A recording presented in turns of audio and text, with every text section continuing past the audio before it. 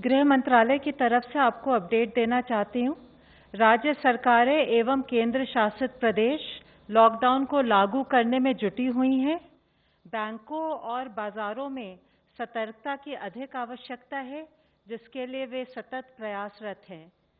गृह मंत्रालय ने 16 अप्रैल 2020 को डिजास्टर मैनेजमेंट के अंतर्गत आदेश पारित किया है, जिसके द्वारा अनुसूचित जनजाति एवं वन्य क्षेत्रों में रहने वाले लोगों द्वारा लघु वन उत्पाद एवं गैर काष्ठ वन उत्पाद के एकत्रीकरण, कटाई एवं प्रसंस्करण को लॉकडाउन से छूट दी है।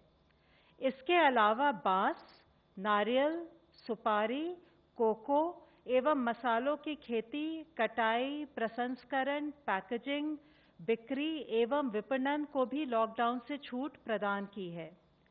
वित्तीय क्षेत्र के अंतर्गत कोऑपरेटिव क्रेडिट सोसाइटीज एवं गैर बैंकिंग वित्तीय संस्थानों को भी न्यूनतम स्टाफ के साथ ऑपरेट करने की अनुमति दी गई है। ये भी स्पष्ट किया गया है कि ग्रामीण क्षेत्रों में निर्माण कार्यों के अंतर्गत जल आपूर्ति, बिजली एवं दूर संचार से जुड़ी परियोजनाओं और गतिविधियों को भी छूट है। मैं आपको ये भी बताना चाहूँगी कि आवश्यक वस्तुओं और सेवाओं की स्थिति नियंत्रण में है। इसमें भारतीय डाक की भी बहुत महत्वपूर्ण भूमिका रही है। कल हमने संक्षेप में भारतीय डाक द्वारा कोविड-19 के दौरान दिए गए योगदान की चर्चा की थी।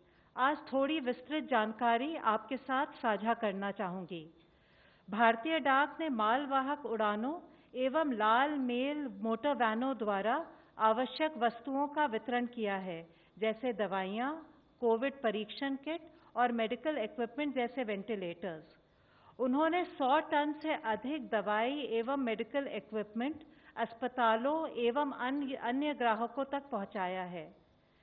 लॉकडाउन के दौरान भारतीय डाक ने विशेष व्यवस्था करके अंतर्राज्यीय और राज्यांतरिक डाक पहुंचाई है। डाक विभाग प्रयासरत है कि लोगों को उनकी पेंशन राशियों का भुगतान तथा सरकार के अन्य सामाजिक लाभ उनके द्वार तक पहुंचाएं।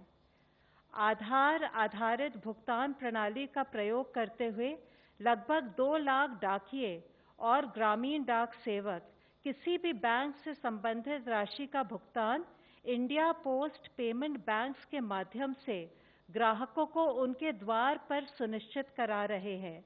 इस प्रकार सैकड़ों करोड़ रुपए की राशि सामाजिक सुरक्षा पेंशन तथा प्रत्यक्ष लाभांतरण के रूप में विधवाओं, वरिष्ठ नागरिकों और दिव्यांगजन लाभार्थियों को उनके द्वार तक मुहैया कराई गई है।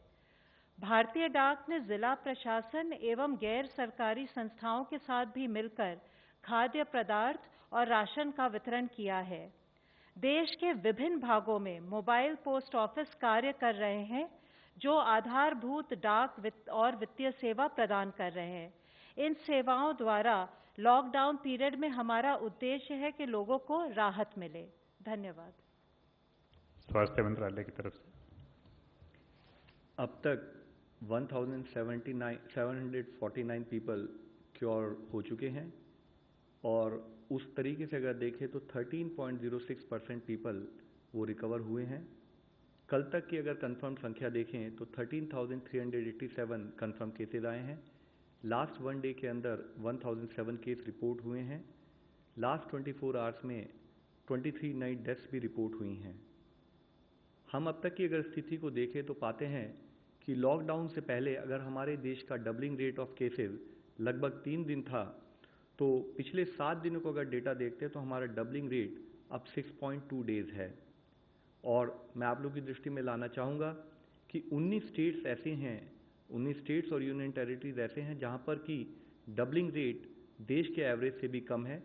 और वे स्टेट्स हैं केरला, उत्तराखंड, हरियाणा, लद्दाख, हिमाचल, चंडीगढ़, पौंडीचेरी, बिहार, उड़ीसा, तेलंगाना, तमिलनाडु, आंध्र प्रदेश, दिल्ली, यूपी, कर्नाटका, जम्मू एंड कश्मीर, पंजाब, असम और त्रिपुरा। मैं आप लोगों की दृष्टि में लाना चाहूँगा कि ये doubling rate is a product of how we are trying to manage the situation at field level. ये एक ऑनगोइंग प्रोसेस है और इस डबलिंग रेट को और कम करने के लिए और बेहतर करने के लिए हमें अपनी विजिल को उसी हिसाब से, उसी इंटेंसिटी से करना पड़ेगा। इसी तरह से हमने सिचुएशन को एक और तरीके से एनालाइज किया जिसको हम कहते हैं growth factor. Growth factor calculate किया जाता है कि जो नए केसेस आए हैं उनको उससे पहले वाले दिन कितने केसेस आए थे उसके प्रोपोर्शन में कैलकुलेट किया जाता है। तो अगर हम इस डेटा को भी देखें तो पाते हैं कि अगर हम 1 अप्रैल से 1.2 के एवरेज ग्रोथ फैक्टर को देख रहे हैं, जबकि इससे 2 हफ्ते पहले यही ग्रोथ फैक्टर 2.1 एवरेज था 15 मार्च से 31 मार्च तक, तो हम पाते हैं कि करीब 40% डिक्लाइन हुआ है ग्रोथ फैक्टर में। और ये डिक्लाइन भी तब हुआ है जब एक साथ हम लोग दूसरी तरफ से प्रयत्न करके नंबर ऑफ केसेस जहाँ पर सैंपल्स कलेक्ट हो रहे हैं, सारी और ILI के केसेस के भी सैंपल कलेक्ट हो रहे हैं, तो हम अपना नंबर ऑफ सैंपल्स देश में बढ़ाते आ रहे हैं। इसी के साथ ही हमने एक आउटकम रेशियो भी कैलकुलेट किया। आउटकम रेशियो कैलकुलेट करते हैं जो केसेस रिकवर्ड हुए हैं वर्सेस जो केसेस जिनमें डेथ रिपोर्ट हुई हैं। मैं आप लोगों की दृष्टि में लाना चाहूँगा कि देश की तरफ से देखें तो हर केस, हर डेथ एक चिंता का विषय है। और उसी समय में लेकिन अगर हम देखें तो हमारे यहाँ पर केसेस हैं करीब 80% अगर हमारे केसेस रिकवर हो रहे हैं और 20% केसेस में डेथ अगर जैसे रिपोर्ट हुई है, तो ये दूसरे देशों से अगर कंपेयर करें तो शायद हम कुछ बेहतर कर रहे हैं और हमें इसे और बेहतर करने की हमें एफर्ट करना है कि हम अपना ट्रीटमेंट और केयर फर्दर इंप्रूव करते रहें ताकि हम इस रेशियो में फर्दर इंप्रूवमेंट ला सकें। साथ ही 5 lakh rapid antibody test kits सभी राज्यों और जिलों में जहां पर भी हाई केस बर्डन नोट किया गया था वहां वितरित किए जा रही हैं। कल एम्स ने भी कोविड-19 से संबंधित मैकेनिकल वेंटिलेशन मैनेजमेंट पर फिजिशियंस की एक ऑनलाइन ट्रेनिंग को ऑर्गेनाइज किया था। आज माननीय ग्रुप ऑफ मिनिस्टर्स जो हमारे माननीय हेल्थ मंत्री की अध्यक्षता में, उसमें फर्दर रोड मैप लॉकडाउन और एक्सटेंडेड लॉकडाउन की स्थिति में हमारा क्या डायरेक्शन होना चाहिए उस पर एक विस्तृत चर्चा हुई। उसमें मुख्यतः diagnosis, vaccines, drugs, hospital equipment accessories और जनरल वेलनेस से निपटने के लिए साइंस एंड टेक इंस्टीट्यूट जो हैं उनके एफर्ट्स का रिव्यू किया गया। हमारे को यह लड़ाई हर फ्रंटियर पर लड़नी है और फील्ड पर लड़ाई लड़ते हुए एक हमारा फ्रंटियर है साइंस एंड टेक, जिसके द्वारा हमें इस लड़ाई को आखिर में जीतना पड़ेगा। उसी के तहत council for scientific and industrial research, department of biotechnology, department of science and technology और डिपार्टमेंट ऑफ एटॉमिक एनर्जी, वहाँ पर कंटिन्यूड इस विषय में एफर्ट चल रहे हैं, जिसके तहत ही इन चारों ऑर्गेनाइजेशंस ने टेस्टिंग कैपेसिटी को बढ़ाने के लिए भी अपनी 30 लैब्स का योगदान दिया है। हमारे एफर्ट्स प्राइमरीली फोकस्ड हैं न्यू रैपिड और एक्यूरेट डायग्नोस्टिक किट्स बनाने में, जो कि अपना रिजल्ट 30 मिनट में दे सकें। साथ ही इनोवेटिव पूलिंग स्ट्रैटेजीज बनाने में, ताकि हम लिमिटेड टेस्ट होते हुए भी अगर उसको और एक्सपैंड करना चाहें, larger number of people cover करना चाहें, उसके लिए काम कर सकें। इसके साथ ही इंडिजिनस सिंथेसिस जो क्रिटिकल कंपोनेंट्स हैं हमारे को डोमेस्टिकेट प्रोडक्शन के लिए, उसको हम कैसे बढ़ाएं, उस पर एफर्ट्स हो रहे हैं। साथ ही वायरल सीक्वेंसिंग, जिसके द्वारा हम एपिडेमियोलॉजी और पोटेंशियली इंपॉर्टेंट म्यूटेशंस को आइडेंटिफाई कर सकें, उस पर काम चल रहा है। इसके साथ ही वैक्सीन डेवलपमेंट की दिशा में inactivated virus, antibodies two major antigens, monoclonals और RNA बेस्ड वैक्सीन पर भी काम किया जा रहा है। भारत ग्लोबल पार्टनर्स के साथ काम कर रहा है ताकि हम ये सुनिश्चित कर सकें कि हमारी इफेक्टिव वैक्सीन डेवलप की जाए और हम जल्द से जल्द उसको पब्लिक को मुहैया करा सकें।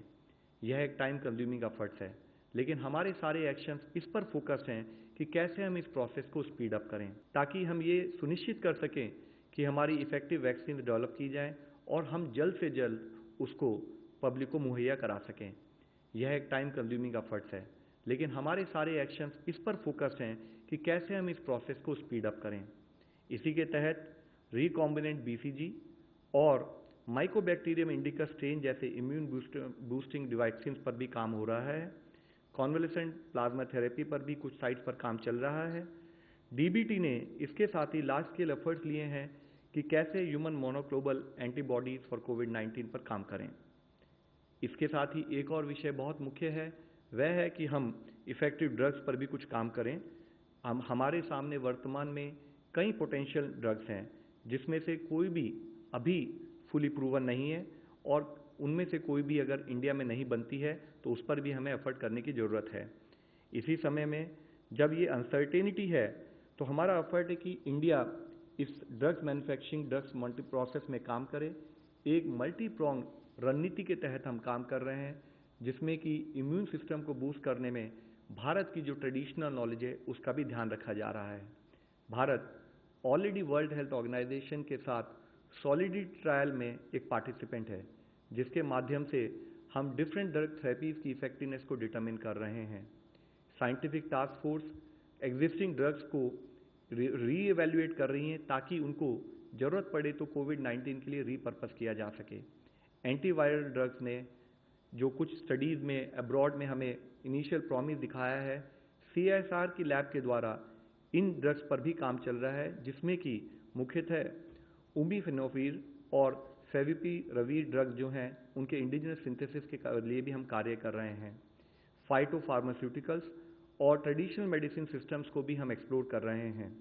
साथ ही हमारा एक मेजर एफर्ट है कि जब हम ये एक्सरसाइज कर रहे हैं तो जो हमारे अप्रूवल सिस्टम्स हैं between ministry of health and research organisation, हम उनको भी त्वरित गति से करें ताकि हम जल्दी से जल्दी जो भी हमारी रिसर्च हो उसको पब्लिक तक ले जा सकें। इसके साथ ही personal protective equipment, oxygen concentrators, ventilators और ऐसी एंसिलेटरी सपोर्ट डिवाइसेस पर भी CSIR की engineering labs, Shri Chitra institute द्वारा इंडिजिनस डिज़ाइन बनाए जा रहे हैं। एक मैन्युफैक्चरिंग फैसिलिटीज़ को आंध्रा मेडटेक जोन में डिपार्टमेंट ऑफ बायोटेक्नोलॉजी ने ऑलरेडी सपोर्ट किया है। RT-PCR किट्स का इंडिजिनस मैन्युफैक्चरर्स पर काम हो रहा है और हम उस स्थिति में होंगे कि इंडिजिनसली इसमें 10 लाख किट पर मंथ मई में बनाई जा सकें। साथ ही रैपिड एंटीबॉडी डिटेक्शन किट्स पर भी हम काम कर रहे हैं और मई तक हम लोग 10 lakh rapid indigenous kits detection kit बना पाएंगे। वेंटिलेटर मैन्युफैक्चरिंग के लिए भी हमारी कैपेसिटी हमारे साइंटिफिक इंस्टीट्यूट्स में 6000 वेंटिलेटर पर मंथ की कैपेसिटी क्रिएट की गई है। इस तरीके से डायग्नोस्टिक्स हों, थेरेप्यूटिक्स हों या वैक्सीन्स हों, इसमें नेसेसरी एफर्ट पर वॉर फुटिंग से मॉनिटर किया जा रहा है।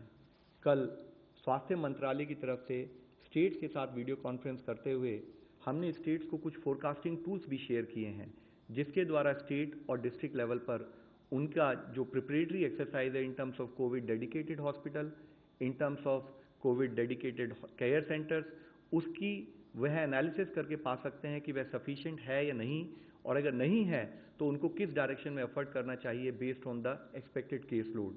इसी तरीके से डेडिकेटेड कोविड हॉस्पिटल्स और डेडिकेटेड कोविड हेल्थ सेंटर्स देश में दिन प्रतिदिन इस पर हम काम कर रहे हैं, जिसके तहत 1919 कोविड डेडिकेटेड हॉस्पिटल्स और कोविड हेल्थ सेंटर्स बनाए जा चुके हैं। टोटल ऑफ अगर उसमें देखें तो 1,73,000 आइसोलेशन बेड्स और 21,800 ICU बेड्स में उसके द्वारा तैयार किए जा चुके हैं। यह मैं आप लोगों की दृष्टि में इसलिए लाना चाहता हूं कि हर तरीके से एफर्ट चल रहा है कि अगर केसेज आएँ देश हर तरीके से उससे निपटने के लिए तैयार रहे। इसी के तहत हर स्टेट में, हर डिस्ट्रिक्ट में एफर्ट चल रहे हैं। इन जब चारों तरफ देश में एफर्ट चल रहे हैं तो उस समय में किसी एक पर्टिकुलर स्टेट में कोई पॉजिटिव एफर्ट मैं आप लोगों की दृष्टि में लाना चाहूँगा। जैसे कि आज उदाहरण के तौर पर मैं आपको दिखाना चाहूँगा कि कैसे अहमदाबाद में एक डेडिकेटेड कोविड हॉस्पिटल बनाया जा रहा है।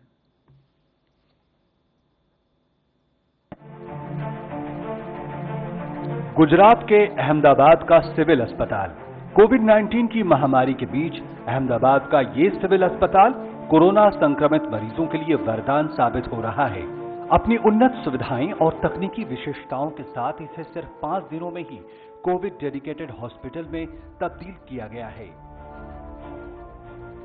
तो सब परिस्थितियों में जो इक्विपमेंट्स है, दवाइयों का जत्था है, रिक्वायरमेंट जो कंज्यूमेबल्स की है, डॉक्टर्स और नर्सिंग स्टाफ और जो हेल्थ केयर वर्कर है उसके लिए जो प्रोटेक्शन की सुविधा है, जिसमें सिंपल मास्क, N95 मास्क और PPE किट जो होती है वो सब की सुविधा हमने मुहैया करा के रखी है। 1200 बिस्तरों और 228 वेंटिलेटर बेड की सुविधाओं के साथ हर तरह के कोविड मरीजों को हर संभव सहायता यह अस्पताल उपलब्ध करा रहा है। जब मरीज आएगा तो उनको पहले OPD में स्क्रीनिंग किया जाएगा, फिर उनका टेस्टिंग होगा, उनका एक्सरे सोनोग्राफी, लेबोरेटरी टेस्ट वगैरह हो जाएगा और जो सस्पेक्टेड केसेस है उनको हम भर्ती कर सकते हैं और जो सस्पेक्टेड केस नहीं है उनको हम वहीं से दवाई देके घर भेज सकते हैं। अगर कोई मरीज़ सीरियस कंडीशन में या क्रिटिकल कंडीशन में आता है तो उसके लिए हमने ओपीडी के पास ही एक ट्रायज एरिया बना के रखा है, जिसमें कि वेंटिलेटर और मल्टीपारा मॉनिटर और इन्फ्यूजन पंप वगैरह सब सुविधा हमने तैयार की है। ओपीडी से आईसीयू तक, संदिग्ध मरीजों से लेकर गंभीर मरीजों तक हर स्तर पर यहां उपलब्ध चिकित्सा सुविधाएं लोगों को कोविड से लड़ने को लेकर हौसला दे रही हैं। कोविड पॉजिटिव मरीज अगर बच्चा है तो यहां पेडियाट्रिक वार्ड भी उपलब्ध है। अगर कोई बुजुर्ग है या किसी को गुर्दे की समस्या है तो डायलिसिस की सुविधा भी इसी कोविड अस्पताल में मौजूद है। पेशेंट की कंडीशन जैसे कि वो स्टेबल पेशेंट है या क्रिटिकल पेशेंट है उस हिसाब से, और दूसरी बात कि उसको डायबिटीज, हाइपरटेंशन या कोई हाई रिस्क बीमारी जैसे हार्ट की बीमारी या किडनी की बीमारी है तो उस तरह से उनको अलग प्रकार की सुविधा और ट्रीटमेंट सबकी ज़रूरत होती है, उसके हिसाब से रखते हैं। समय के साथ जैसे ही नए नए मामले आ रहे हैं, सारे मेडिकल स्टाफ जरूरत के मुताबिक ड्यूटी के बाद अस्पताल में ही रह रहे हैं ताकि वो हर समय अपनी सेवाएं देने के लिए तैयार रहें। जो स्टाफ काम करेगा डॉक्टर से लेके हाउसकीपिंग तक, वो 8 घंटे की ड्यूटी करेगा, फिर 16 घंटे वो आराम करेगा। उनके आराम करने के लिए और रहने के लिए हमने हॉस्पिटल में ही जो अलग अलग ब्लॉक्स है उनमें आइसोलेशन करके हमने उनके रहने की और खाने की सुविधा मुहैया कराई है। कोविड की इस चुनौतीपूर्ण स्थिति में मेडिकल स्टाफ खुद के बचाव के लिए भी सारी जरूरी सावधानियां बरत रहे हैं। इस अस्पताल के अलावा गुजरात सरकार राज्य के सभी शहरों में बने इसी तरह के कोविड अस्पताल के जरिए न सिर्फ कोविड-19 संक्रमण का परीक्षण कर रही है, बल्कि गुजरात में इस महामारी पर लगाम भी लगा रही है। हमारे बाकी भी जो लोकेशंस पैमाने में 10 से भी ज़्यादा केसेस मिल रहे थे, जैसे कि Bhavnagar, Surat, Rajkot and Gandhinagar as well and Vadodara. तो इस वजह से उसमें भी हमने बहुत अग्रेसिव टेस्टिंग करने का एक निर्णय लिया। राजकोट, सूरत और वडोदरा शहरों में भी 250 बेड के कोविड अस्पताल और गुजरात के बाकी सभी जिलों में बने 100 बेड के कोविड अस्पताल भी पूरे राज्य के कोविड की चुनौती को मुंहतोड़ जवाब दे रहे हैं।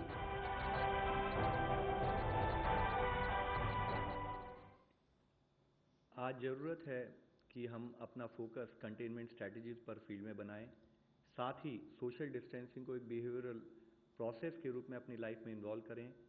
हम फोकस करें रेस्पिरेटरी एटिकेट्स पर, हैंड हाइजीन पर, एनवायरमेंटल हाइजीन पर। हमें सबको मिलकर किसी भी तरीके से इस बीमारी से लड़ना है, जीतना है। धन्यवाद। Representative from ICMR please.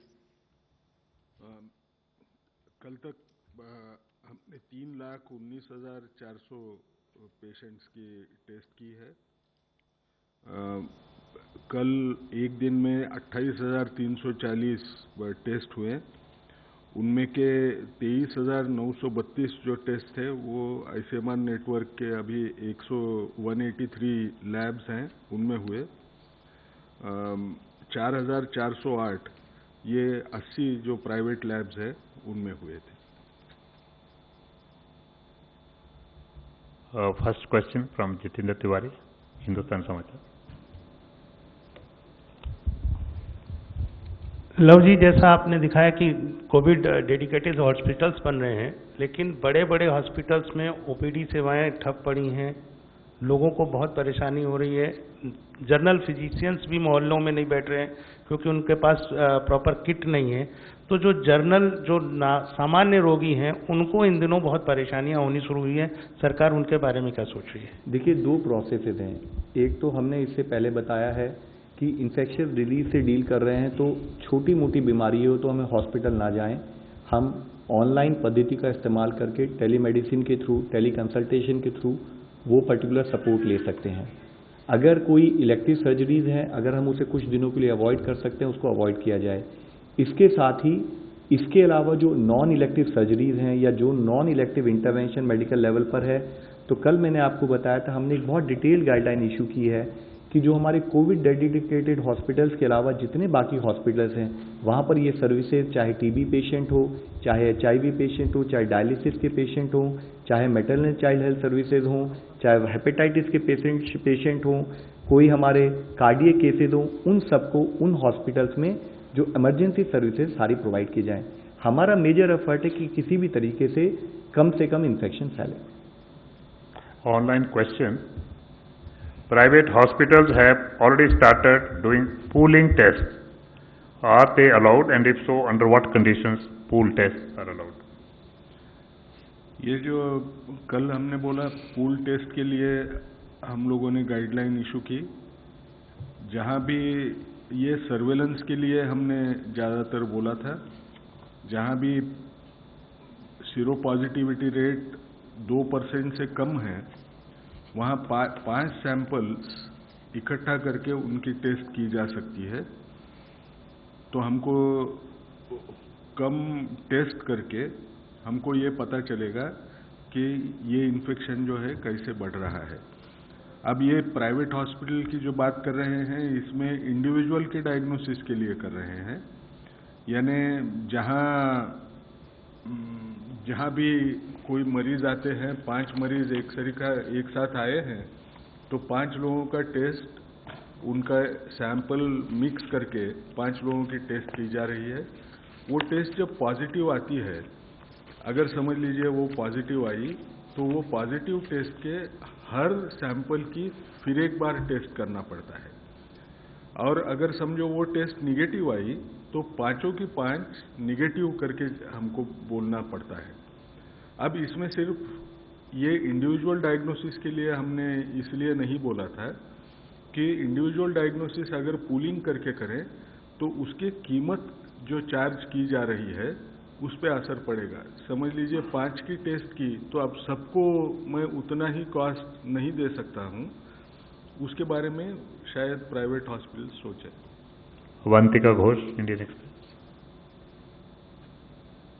So you just showed us the Ahmedabad COVID hospital. Earlier you had shown us the Agra model. We are hearing a lot about how Kerala has not just flattened the curve, but it's actually bent it. Can you tell us what Kerala is doing right?